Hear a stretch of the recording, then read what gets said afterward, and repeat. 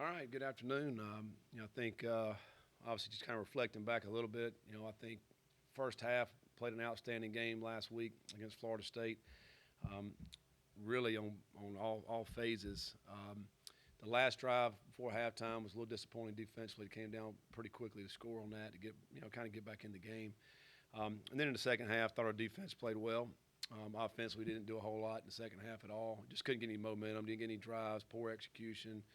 Um, just a lot of different things that went into the second half, but nevertheless, fought hard and got a good road win.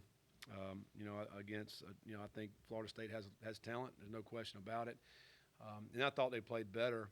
If you think about turnover wise, they didn't have a turnover until the very last play they had offensively. Because we're watching them right now playing Wake Forest, and where they did have a lot of turnovers and just missed handoffs and just some crazy stuff. But so they did play better, and then I thought their defense played better in the second half. But we're excited about moving forward, and Wake Forest this week. I think every year, Wake Forest is one of the most well-coached teams that you're going to play. Coach Clawson and his staff, they do a great job. And I've been battling against Coach Clawson for many years, all the way back when he was at Richmond and he came to App State and played us in the playoffs one time. And then he was at Bowling Green when I was at Toledo. Just a lot of respect for him and what he does with his program. He always gets a lot out of his players. They're playing at a high level right now, really in all three phases. They have a veteran team, a team that the guys have been around for a while. A lot of the same faces that we've seen the last 1 or 2, 3 years are still playing. But I think one of the things that they've done well again this year is the turnover margin. I feel like every year they do a great job with that. Very efficient on offense, take care of the football. Hartman's playing at a high level right now, operating their offense, and defensively, they're very aggressive. They're getting after it. They're playing some man and really just linebackers are downhill. D-line's getting after it. They're playing hard, and it's very efficient in the special teams. And so a lot of momentum down there. They undefeated, and I think they get ranked this week in the top 25. So kind of similar to what happened 2 years ago. We went down there. They were a ranked team. Went down and played them. It was a great football game. If you like offense, but I think. We just played these guys our last game last year as well. So there's, a lot of familiarity, I think, between the two teams because there's a lot of same players that played in that game that are playing now. And, so it should be a great matchup. Looking forward to going down and playing and in a good environment there at 12:30. Scott Kent with WHAS 11. Is there an update on Braden Smith? Yeah, unfortunately, Braden tore some ligaments in his knee, and he'll be out. He'll be out for this year, and that's two players in back-to-back weeks for us. Key contributors, one on offense, one on defense, and I hate it. That's the awful part of this game that we have to deal with on a week-in and week-out basis. And you see it across the country. I think Clemson had a defensive lineman that went out with one of very similar injury, who's now out for the year. It's just one thing you don't want to see. You don't want to see that for anybody, any team, and I hate it for how hard these guys work, and then the season gets taken away. But Braden's in good spirits. He'll bounce back. He'll get back even stronger. So now what that means is other guys have to step up in that receiving room and in the punt return game. He's a lot of things that we ask him to do on this team. So there's going to have to be other players to step up. And proud of JJ for doing that in that game against Florida State, catching the punts. And so we'll need some more guys to step up and really help fill in the gap where he's going to be left. Scott, Andrew Chernoff, going off of that, with Braden now, obviously Monty's out as well. You saw the players step up without Monty and Braden. How confident is just it within the locker room that guys will be able to step up in those two absences? Yeah, we got a lot of confidence in our guys. The way we prepare our guys and the way they get out and play, and we talk to them all the time about, hey, you're one play away from being in that game, and so you got to prepare yourself and be ready to go. And that's at every position because you never know at what position it's going to happen at. And as coaches, we try to create depth. That's why you're bringing in guys and try to create depth. And sometimes there's a guy that's maybe down in the depth chart, but all of a sudden after an injury or two, he's right back there. He's ready to go. So, you never know when your time's going to come. Our guys have done a really good job of that, of preparing and getting ready to go when it is their time. So we have a lot of confidence in our guys will step up and make plays. Scott Cameron with the Courier-Journal. Kind of off that, you lose Monty last week, you lose Braden this week. As you prepare to go forward, does that change how you go into practice? Do you go lighter than you would just with the fear injury? You just keep going how you've been? Well, no, I think you still got to prepare the way we think that's going to give us the best chance. I don't think that you're going to change your plan just because you lose a player. I think the next guy that's coming in there, he's got to prepare just like the player did before him. And so we're doing some things at practice are a little bit different, but whether we had any injuries or not didn't have anything to do with that.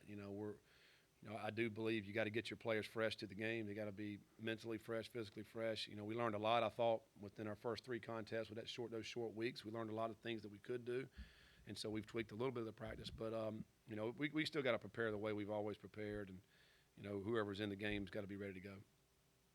Defending Wake Forest, I mean, you can't be too aggressive with them because then they'll kind of do that delay thing. How do you approach it defensively? Going into this game. Yeah, it's a unique offense. The things that they do, it's the slow ride, with the running back, and they create some problems with you by doing that. You're right. If you get too aggressive and you get out of a gap, that's when they're going to gas you. You have to be fundamentally sound. You have to be, understanding what they're trying to do offensively because they do a lot of different things with the gap scheme, with his own read. They'll run Hartman a little bit, and then all of a sudden he'll pull the ball and he'll throw the ball on one of these routes. And they got some excellent receivers. That's the one thing I've been impressed over the years, how they've been able to continue to get good receivers. And you remember 2 years ago we went down there, man, outstanding receivers, and we couldn't really cover them. And they still have some great ones this year. So you have to be fundamentally sound in what you're trying to do defensively. But you can't sit back either. I think, if you sit back, then they're just going to methodically go down the field on you. And I think they're very efficient on third down. But they understand what they're doing. I think Sam Hartman's got a really good understanding of their offense, and he knows where to go with the football and what you're trying to present them on defense. So, but it comes back to really just fundamentals. You talk a little bit about Braden being out. He has such a unique skill set that allows you to do so many different things, having been a high school quarterback before. Losing that to your offense, do you lose a big piece on what you guys can do? Well, I just think his experience is really the main thing that you lose. That he's played in a lot of games for us. He's really our main starter that came back from last year. If you think about Tutu and Dez leaving, he was kind of the main starter that came back off last year's team. And the guys, more than anything, I think the receiving room really kind of looks up to him, and they trust and believe in his ability and all that stuff just because he's been there and done that. And so I think that's probably the biggest part of the loss. I think, we have some guys that we think can go in and make some plays and do some things that he was able to do. Hopefully, Shy Works will be back here soon. He's a guy that, got hurt in the Ole Miss game, and, he's going to practice this week. We'll see. Still be a question mark whether he's available or not, but he's very, very close. If it's not this week, it'll be the next week. He should be back. So that gives you another piece to that puzzle, to have another guy that's played quarterback that's kind of done some things as well that we can add to the mix. Scott, it's Jody Dilling with Cardinal Authority.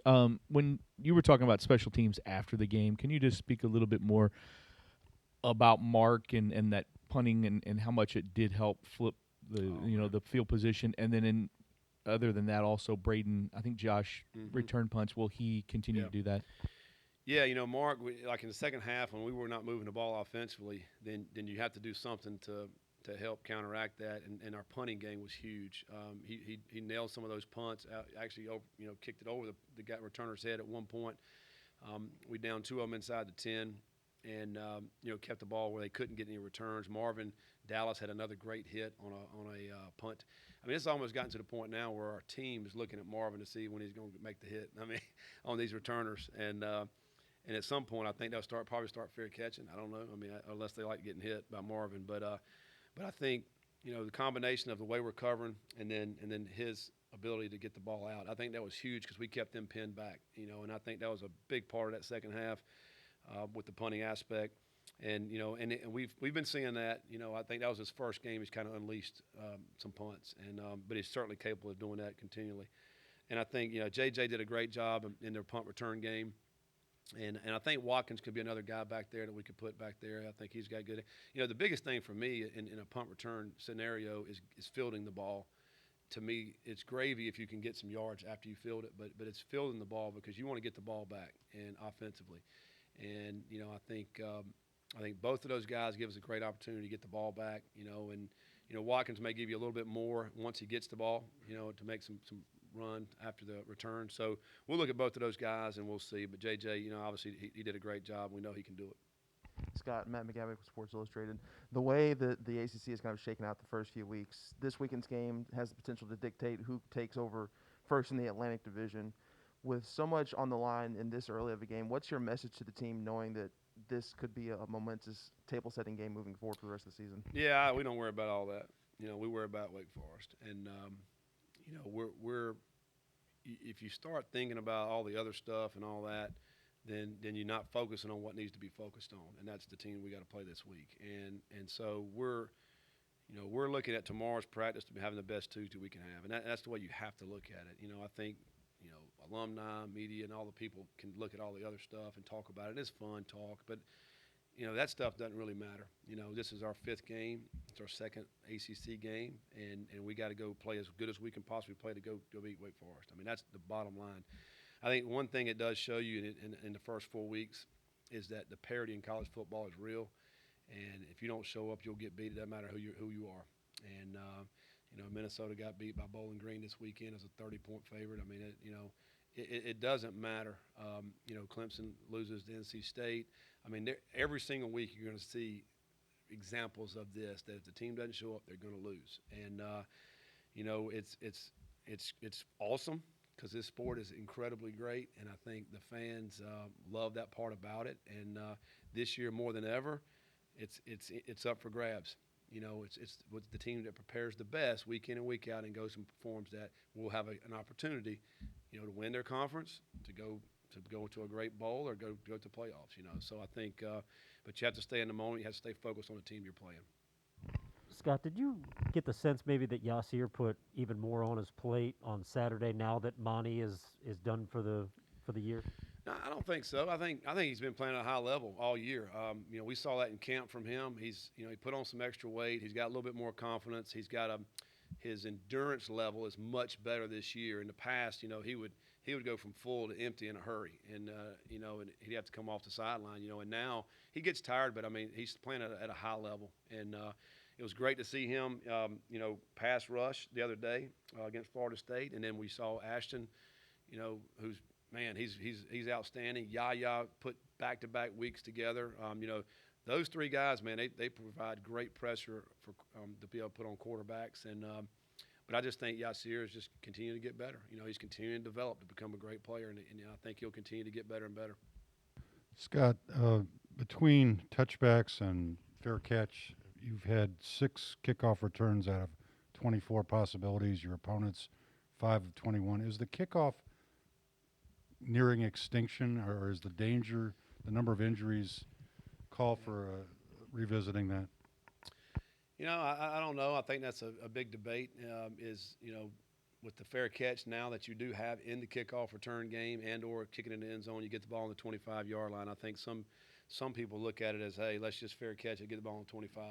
Let's don't try to, because sometimes you can get a penalty. Now you're backed up 10, or I think if you do have a successful kick returner, then it's worth the opportunity to come out and try to get some yards in that. I think if you don't feel good about your kick return team, then it's probably best just to fair catch it and take a knee. I don't know. You look at the what game?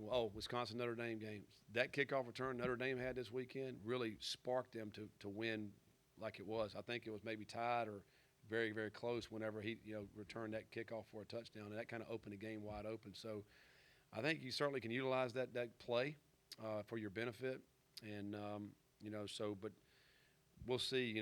I don't know that it'll ever come out of the game. I think whenever you're seeing plays like that happen for Notre Dame, but and I don't know the studies about injuries and stuff on the kickoff. I don't know what the stats say. I think that if it was a high probability of getting hurt on that it may end up coming out. So I think that remains to be seen. Scott, this was kind of on the running backs. This was the first extended snaps we've seen from Berkeley since his hip injury last year. how did he look? And then also we didn't get to see Cooley. Was he a scratch, or was he just you just want to play Berkeley instead of him? Cooley was a game time decision and could have played, but we chose to hold him out, and he'll be back this week. He'll be full practice all week. Berkeley's a guy like you mentioned. He had that really a bad injury last year at the Syracuse game and got that fixed, and he's been back and did a great job in the offseason to get back healed up. And one thing about Berkeley, you can count on him. He's just very steady Eddie. I mean, he's just going to work hard. He's going to know what to do. Nothing flashy as a running back, but he gave us some good plays, some good minutes out there, and he's on special teams, so he's a valuable part of our team, and he knows when he's called upon that he can give you everything he has at a running back position. Scott, you put Jordan back returning kicks, I think, in the second half or maybe late first half. Was Hassan injured, or was that just a decision that you guys made? Yeah, Hassan came into the game a little dinged up, and that's the reason why Burke got more opportunities at running back. And then, after a couple of returns, he felt like he was banged up even more. So we're like, listen, we'll put Watkins back there. We feel good about Watkins, what he can do, and so that was the reason we made that move, And again, it goes back to what we talked about. You get somebody dinged up or you get some injuries, and the other guy's got to step up and make plays. A follow-up with Watkins on that touchdown catch. He kind of showed what you guys have been talking about, the ability after the catch. Yeah, great confidence in Watkins and what he can do. He's going to catch the football. He can run after the catch, and I thought he had another solid game for us. He had played good in the Central Florida game, played good in the Florida State game. Go back to Wake Forest game. Played good in the Wake Forest last year, So I think he's obviously a talented player. He's going to catch the football, but he has the ability after he catches it to make those runs. And that was a nice catch and run. Split the safeties, got up in the end zone, and we expect that out of him, and hopefully continue to be able to get him the ball and let him make plays. Scott, what do you see out of this Wake Forest defense? You mentioned turnover margin. Is this a unit that tries to create turnovers, or are they just kind of happening with them right now? I just think they're very solid. They're coached well. They're where they're supposed to be. I think they're playing hard up front. Everything starts in the trenches, and their D line plays hard. They create problems, and if you're getting after the quarterback, which they do, they've gotten I don't know how many sacks this year, but got several sacks. They're making the quarterback throw the ball when he doesn't want to. When that happens, then sometimes those turnovers are going to happen. So. But I think more than anything, it's where they're supposed to be, and they're playing hard. I think that's defensively, something that maybe 2 years ago they didn't do as well, but they're doing a much better job with that now. All right, thanks, guys.